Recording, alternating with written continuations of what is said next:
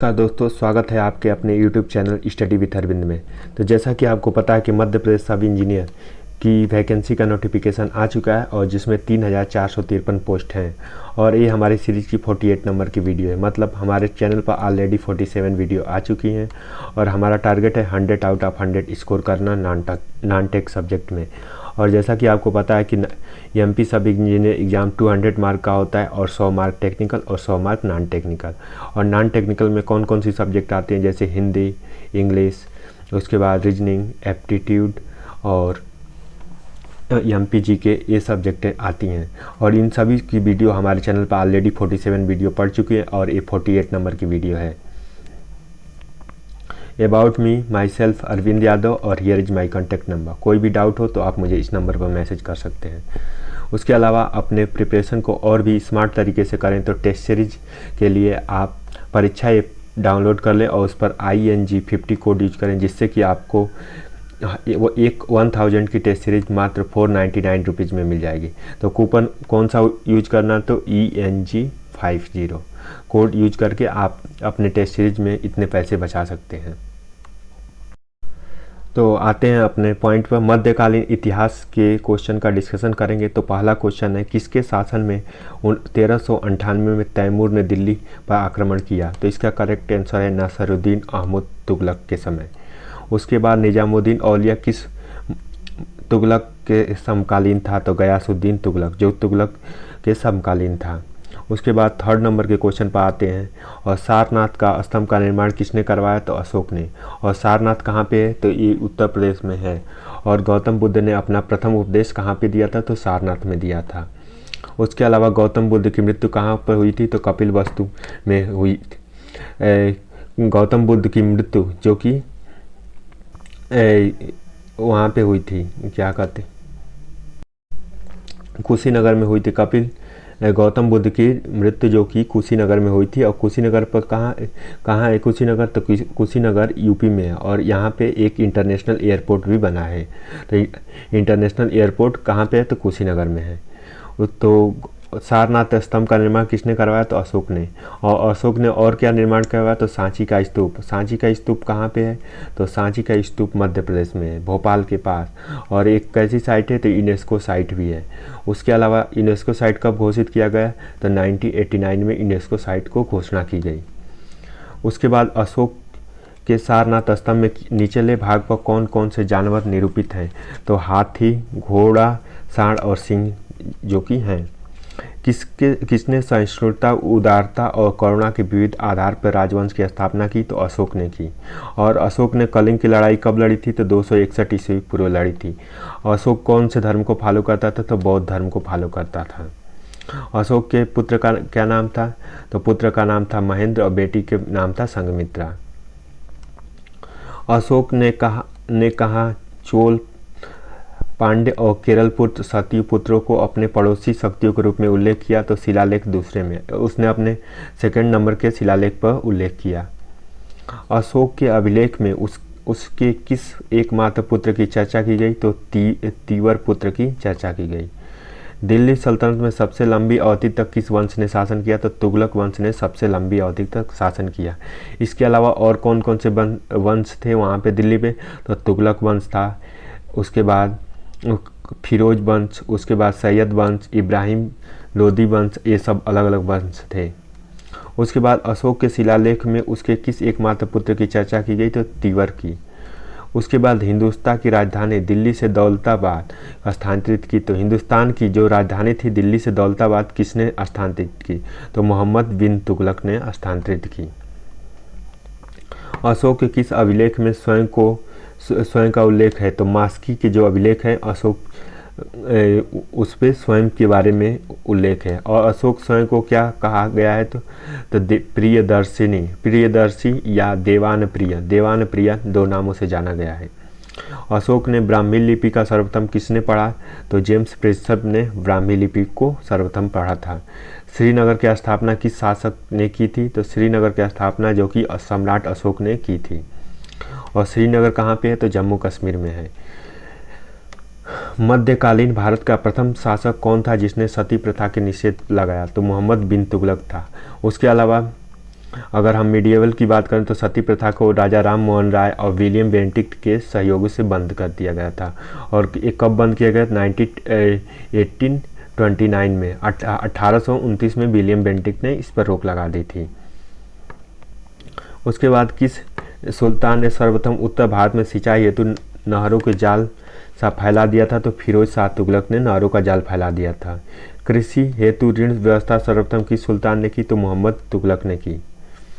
उसके बाद मराठा शक्ति का उदय कब हुआ? तो मराठा शक्ति का उदय 17वीं शताब्दी के उत्तरार्ध में हुआ।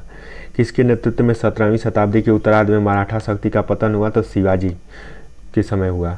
औरंगजेब के प्रथम राजनयिक पद क्या थे? तो झुंझर सिंह बुंदेला विरुद्ध में नेतृत्व किया।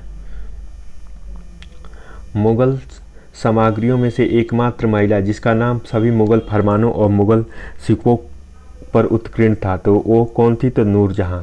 मुगल सामग्रियों में एकमात्र महिला जिसकी फरमानों के लिए मुगल सिक्कों का हल्दी घाटी के युद्ध राणा प्रताप अकबर के बीच में कब हुआ? तो 1576 में।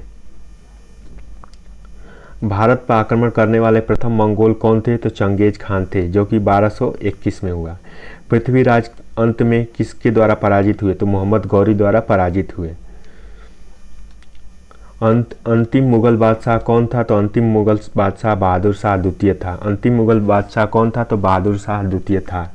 किस मुगल बादशाह ने अपने पुत्र के नाम पर सूफी संत शेख सलीम चिश्ती का नाम रखा? तो अकबर ने रखा। सूफी संत शेख सलीम चिश्ती के नाम पर रखा। अकबर ने पानीपत का युद्ध किस राजा के विरुद्ध लड़ा? तो हेमू से लड़ा। उसके बाद सोमनाथ के मंदिर का पुनः निर्माण किसने करवाया? तो कुमारपाल ने सोम मंदिर के निर्माण का पुनः निर्माण करवाया। उसके बाद शाहजहां के शासनकाल में बुंदेला विद्रोह का नेतृत्व किसने किया? तो चंपत राय ने किया।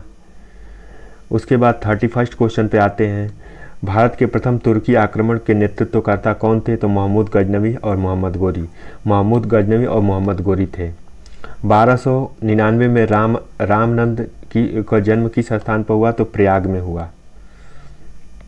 भारत के प्रथम मुगल बादशाह कौन थे? तो बाबर थे। नानक का जन्म कहाँ पर हुआ? तो तलवंडी नामक जगह पर हुआ। उसके बाद 1498 में चित्तौड़ में विजय स्तंभ की स्थापना किसने की? तो राणा कुंभा ने की। 1498 में चित्तौड़ की विजय की स्थापना किसने की? तो राणा कुंभा ने की। जिस स्थान पर कबीर की समाधि स्थित है उसे कहते हैं मगहर। गयासुद्दीन तुगलक ने मंगोल आक्रमण को कितनी बार विफल किया? तो 29 बार विफल किया। गयासुद्दीन तुगलक ने मंगोल आक्रमण को कितनी बार विफल किया? तो 29 बार। वह प्रथम मुगल सम्राट कौन था जिसने अपने सिक्कों पर अपनी तस्वीर खुदवाई? तो जहांगीर ने था। और जहांगीर को और दूसरे नाम से किस नाम से जाना जाता है? तो जहांगीर को पेंटर किंग नाम से भी जाना जाता है। उसके बाद शाहजहां जो कि आर्किटेक्चर के लिए फेमस है। और उसके बाद मुगल बादशाह बाबर ने भारत में कितनी बार आक्रमण किया? तो मुगल बादशाह जो बाबर था वो भारत पर 5 बार आक्रमण किया। और फाइनली कब जीता? तो 1526 में जीता था। भू राजस्व की दर किसके शासनकाल में स्थापित की गई? तो अलाउद्दीन खिलजी भू राजस्व दर के बारे में शासनकाल में सर्वाधिक थी। उसके बाद बाबर का जन्म कब और कहाँ हुआ? तो बाबर का जन्म कब और कहाँ हुआ? तो 24 फरवरी 1483 में फरगना डिस्ट्रिक्ट में हुआ। बाबर भारत पर पहला आक्रमण किसके विरुद्ध किया? तो यूसुफजाइयों के विरुद्ध किया था। बाबर के पहला महत्वपूर्ण आक्रमण कब माना जाता है? तो 1526 में बाबर का महत्वपूर्ण आक्रमण माना जाता है। पानीपत की प्रथम लड़ाई किसके बीच में हुई थी? तो इब्राहिम लोदी और बाबर के बीच में। तो जो पानीपत की प्रथम लड़ाई थी इब्राहिम लोदी और बाबर के मध्य हुई थी। उसके बाद पानीपत की पहली लड़ाई कब हुई थी? तो पानीपत की पहली लड़ाई 1526 ईस्वी में हुई। और इसमें कौन जीता था? तो बाबर जीता था।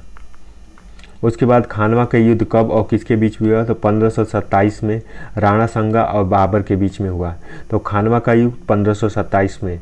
उसके बाद पानीपत की लड़ाई 1526 में। अगर हम बात करें 1764 में कौन सी लड़ाई हुई थी?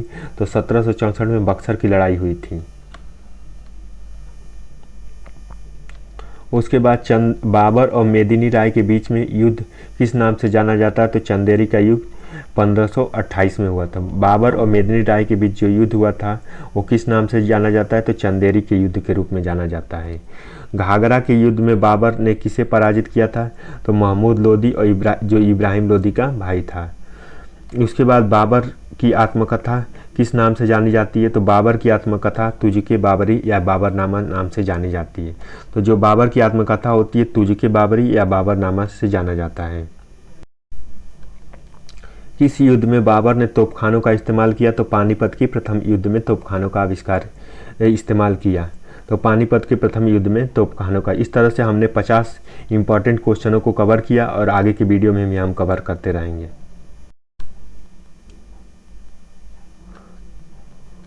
अपनी प्रिपरेशन को अच्छे और स्मार्ट वे करने के लिए टेस्ट सीरीज जो कि परीक्षा ऐप की टेस्ट सीरीज परचेज करें, जो कि सब इंजीनियर एग्जाम के लिए सिविल, मैकेनिकल, इलेक्ट्रिकल, जो कि जिसमें 50 फुल टेस्ट सीरीज दिए हुए हैं।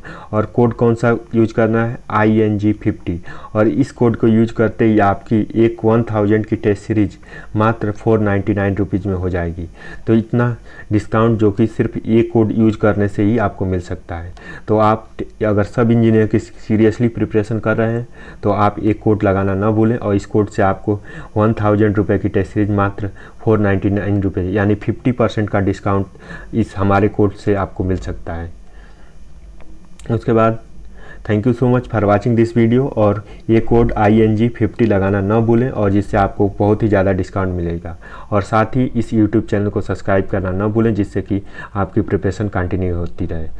तो thank you so much watching this video.